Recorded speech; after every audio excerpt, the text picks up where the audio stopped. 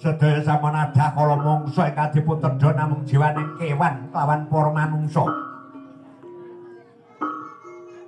Sasampun lerem sarira wonten pinggiring bengawan Wilugangga. Wonten menapa Sang Bathari nimbali dhateng kula? Emang ngerti ya nggih, wektu dene iki ana dandang mangure kene wis sendang Tlagamaya iki suwung tan ana apa-apa. Kula sakgone para wadya balamu ora ana kepadha oleh sandang oleh pangan. Mekaten ulun. Kula wektu dene kaya padha tapa brata puja masaning Gusti Kang Kalya mbok menawa ana dalan trontong-trontonge pepanganing para wadya balamu. Mekaten ulun. Iki sajak kaya beda kelawan padatan angine saya anggondo arun. Mbok menawa ana manungsa kang tumibana pangkonku kene padha trena ya nggih. Kita akan dawuh kula. Nalika semana dene Sang Hyang Bathari Uma ingkang dipun buta Sang Bathara Guru. Saya wonten ing akasa katingal jempalingan wonten ing samudra nalika semanten Sang Bathari Uma katampi dening Sang Bathari Durga cawe lan dalah kae.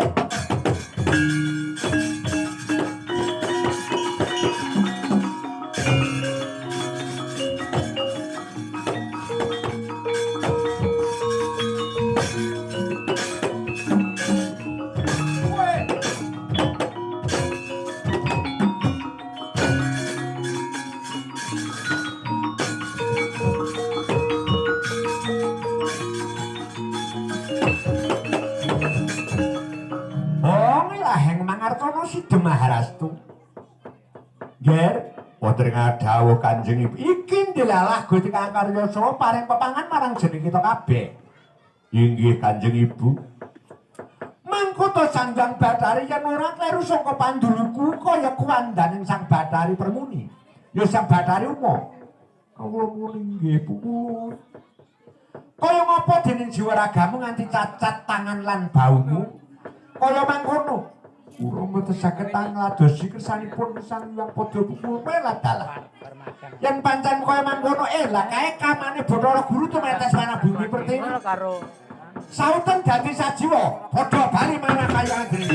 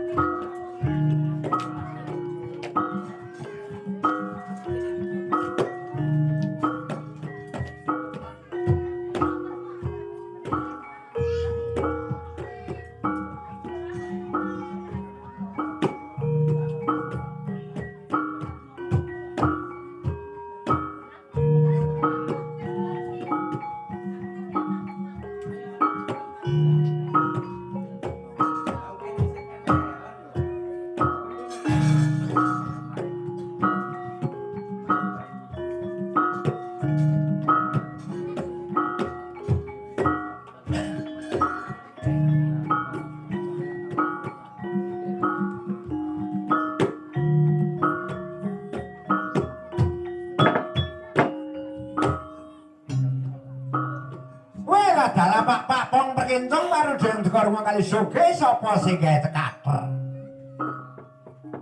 Kowe adalah Kakang Bathara Maya. Ana dawuh apa ana rada kok iki cethuk ana sak tengahing dedaratan. Iki bakal menyang endi? Iki ngene Kakang Bathara Semaya. Ana ing kahyangan Suralaya mau katingaling wibawa wicaksana tur sentosa. Lah tegese kepiye? Nek bubar kawusanane terus sing laku pukul Bathara Guru kuwi lenggar saka pranataning dewa. Sing wujude apa? Nite Lembandini nambahe ngakoso karo ingkang garwa Dewi punika Dewi Kurwasi. Ayo wis panci bojone wis sak mestine nada. Nanging Kakang, ing kono jebul linggar saka pranataning dewa nggone bakal niti priksa mongko ing kahanan Ngarcapada iki ora langgeng. Ana kang padha nandhang lara, ana kang padha nandhang cacat. Jiwa ragane ana kang kurang sandang kurang buka, ana sing keluargane kurang ayem, kurang tentrem. Lah para kiai mung tani nggone golek sandang karo pangan nganti mobat mabit kadidene uruping damar kateraking maruta. Wah, lah. Ya ngene iki nerada jagat sing tegese ora langgeng kuwi isine ya mengkono kuwi. Mula alane miturut lakuning jaman endah kahanan majuning pranatan tumindak kang ora jujur kelawan akal budine dhewe-dhewe iki ya mengkene iki rada. Iya Kakang, terus piye pawartane iki mungguh dadining reja tentrem ana ing pakuwon ana ing bumi pertiwi Kakang. Supaya alam lan tentrem para kawula aja lali panembahmu marang Gusti Kang karo jagat. Lumantar agama lan kapercayan kok rasuk dhewe-dhewe. Mergo menungsa sak donya iki rada ora ana kang uripe sempurna, kabeh ya duwe tumrap keluputan lan kekuranganku sak mestine. Jalma menungsa kuwi ora kaya kang bisa sempurna, wis to endahe kaya ngapa. Yen mulya sik kurang mulya, yen sugih sik kurang sugih, yen durjana kurang durjana. Kuwi menungsa. Watake ngangah-angah gayuh kamukten dhewe ning ngorbanke marang wong liyane kuwi. Ana ing Madyapada iki wis mengkono kuwi. Kuwi lah dalah Kakang. Yen ngono aku karo panjenengane kudu duwe rasa tanggung jawab dandan-dandan kahanan iki supaya pulih tentrem negara saindenging bawana iki sing dinggoni jalma manungsa Kakang. Mestine wae ngono. Ning tak kira lawas banget rada bisane ngono kuwi ngenteni taun ganti taun ngenteni guru ratu sing Mengkunata Praja. Iya Kakang kudu sabaran ya. Ya kae mau mungguh werdine aku wis weruh dhewe. Piye Kakang? Bathara Guru kuwi arep saresmi karo garwane rak ngono to? Iya Kakang. Bareng gone ana dhuwuring mega malang akasa kono sing Dewi Moku ora gelem dijak kasmaran karo Bathara Guru. Wis watake wong lanang. Dewa pisan matur meruh gebyaring mentis kuwi ora ana sing ora gugur pamikire Narada. Yoga kuwi tuwek-tuweke ngono kabeh kuwi yen disuruh gebyaring mentis jabang dai. Aku iki sing dadi manggon ngarep nganti ewuh kaya.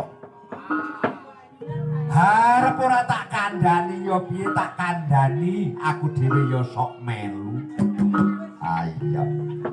Mula ya ora mungkal Narada, wektu dina iki ayo diopeni. Kae sang Bathari Uma katone diguwang. Bathara Guru ngakasa kae tumibane yen ora kleru ora lidok ujare wong ndamplok kae wis tumeba nang poking gedang Raja Mulya kae. Kae kudu nganggo sumpit paring wetengen madal cikal tejane sundul ngakasa. Nuwune gara-gara sing kaya mengkene iki. Mula ayo didandani kae digoleki. Kaya ngapa dadine ana ing Sendhang Tragomaya iki mengko tarunga bakal ngridu marang ngomong aku kabeh sipating para Pandhawa. Iya Kakang, ayo tak jere Kang monggo saja jere Kakang.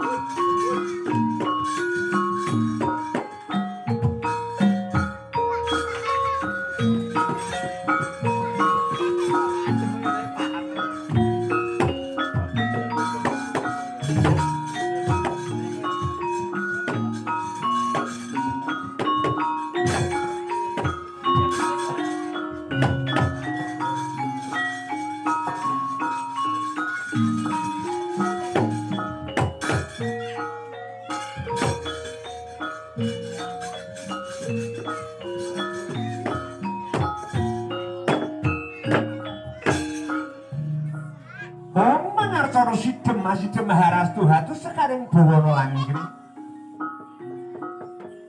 Debyakala wonten dawuh Kanjeng Ibu. Iki wis tumeka titi mangsane Dewimu wis panjing sajiwa marang ulun. Ngaten kukulun. Rasane kempulang jabang bayi dumadi saka kono salah kono ulun dawa marang Bumi Pertiwi mau. Mlebu marang lebeting sendang Tragomaya. Muga-muga kamaning punguludara sing lali sing utaman manjing jiwane Dewimu dadi wujud punang jabang bayi nggih. Lajeng kados pundi mangke pungulun? Lah kae wedine Sang Bathari mau katon wis ceblok saka ngangkasa tiba napa ing Gedang Rajamaya kae. Manjinga marang satengahing Bengawan kuwi Lugangga kene. Inggih pungulun. Kowe jaga nek kiwa tengening Bengawan kuwi Lugangga Sendang Tragomaya iki. Samaptano sekeng gegaman lan sawadya balam sekeng jim-citan priprayangan sakutu-kutu Wanataga. Padha samabda iki bakal ana pangan. Oh inggih Pukulun. Mekaten lajeng dawuhipun ndinjak wah kae ora dasengkuwen sak keblating pangecap kae Bathari umum wis manjing sajiwa Sendang Tragomaya kae.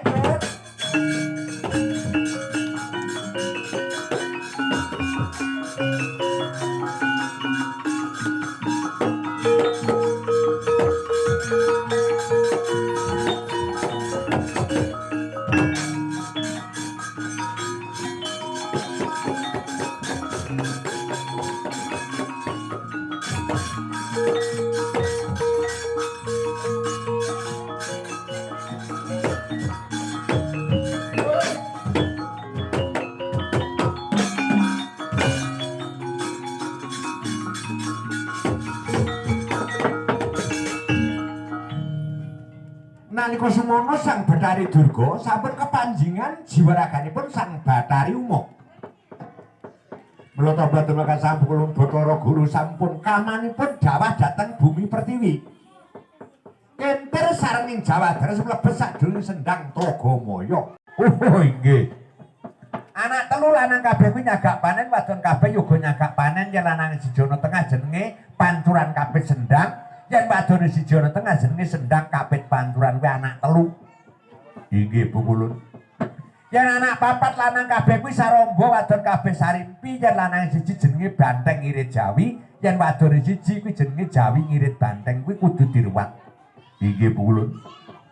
Wondene kang akhir ya ngger panganmu ki ngentenono yen ana wong duwe anake 5, yen lanang kabeh kuwi Pandhawa ta Pancaputra, yen wadon kabeh kuwi Pandhawi ta Pancaputri.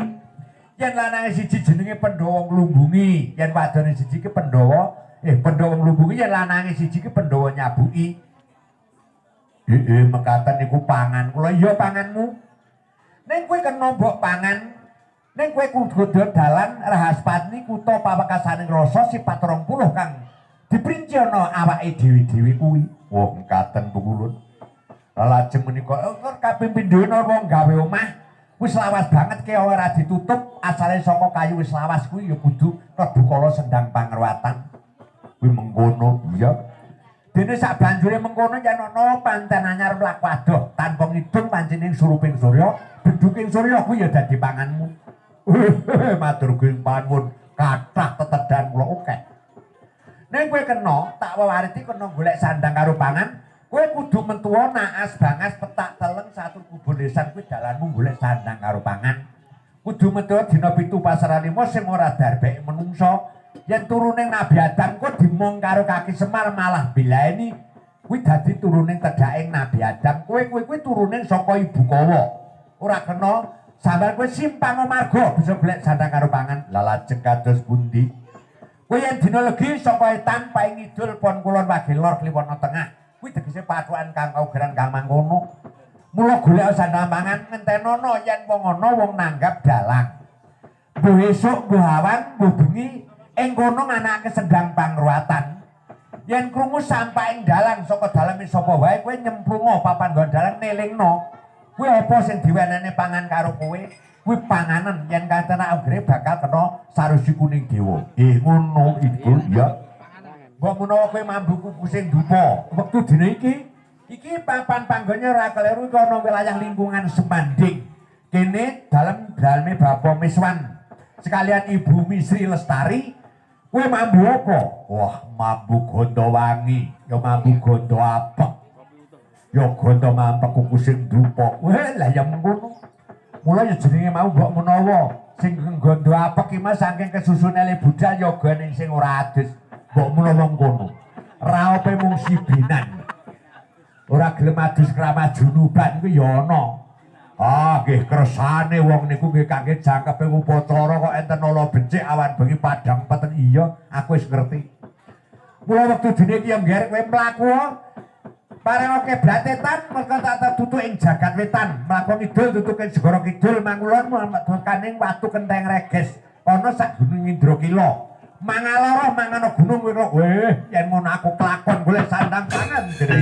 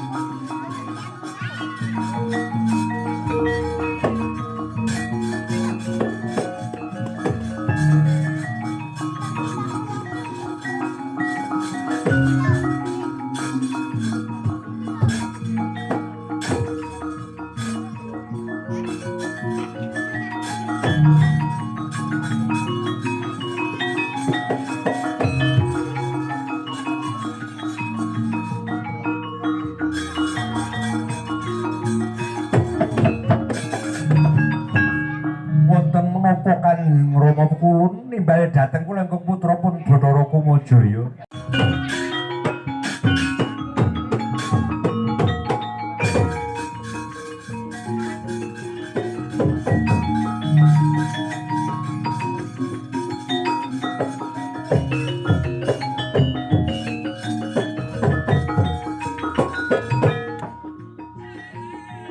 Bismillahirrahmanirrahim. Ekoe gul segering batu dekat plus turun kala dan sangat sekali lumbono bidang kasih purwo kala sakit kala sirep bromo sirep